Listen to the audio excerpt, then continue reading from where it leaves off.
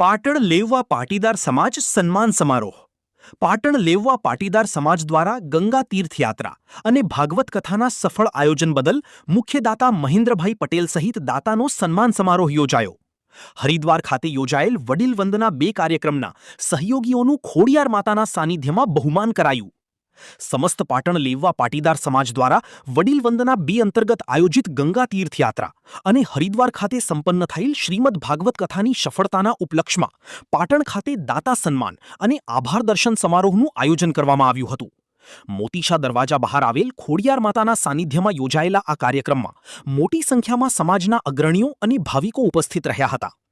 સમસ્ત પાટણ લેવવા પાટીદાર સમાજ દ્વારા વડીલ વંદના 2 પ્રોજેક્ટ હેઠળ હરિદ્વાર ખાતે ગંગા તીર્થયાત્રા અને પાવન ગંગા તટે શ્રીમદ ભાગવત કથાનું આયોજન નિર્વિઘ્નપણે સફળ રહ્યું હતું.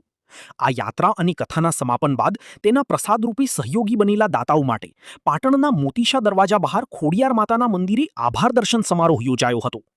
આ પ્રસંગે કથા વક્તા રાજેન્દ્ર પ્રસાદ શાસ્ત્રીજી ખાસ ઉપસ્થિત રહ્યા હતા અને તેમણે આશીર્વચન પાઠવ્યા હતા. કમિટી દ્વારા શાસ્ત્રીજીનું પણ વિશેષ સન્માન કરવામાં આવ્યું હતું. આ ધાર્મિક મહોત્સવમાં કથાના મુખ્ય યજમાન તરીકે મહેન્દ્રભાઈ જયતીભાઈ પટેલ માનસી પરિવાર રહ્યા હતા. કાર્યક્રમ દરમિયાન મુખ્ય યજમાન સહિત વિવિધ ઉત્સવો, ભોજન સેવા અને યાત્રામાં આર્થિક તેમજ અન્ય સહયોગ આપનાર તમામ દાતાઓનું સન્માન કરી આભાર વ્યક્ત કરવામાં આવ્યો હતો. આ સમારોહના ભોજનદાતા તરીકે રમેશ ભગવાન પટેલ પરિવાર અને જેઠાકાંતિ પટેલ પરિવાર બળિયાપાડો રહ્યા હતા. સમગ્ર કાર્યક્રમનું સંચાલન અશોક ત્રિવેદી અને યોગીશ પટેલ દ્વારા કરવામાં આવ્યું હતું.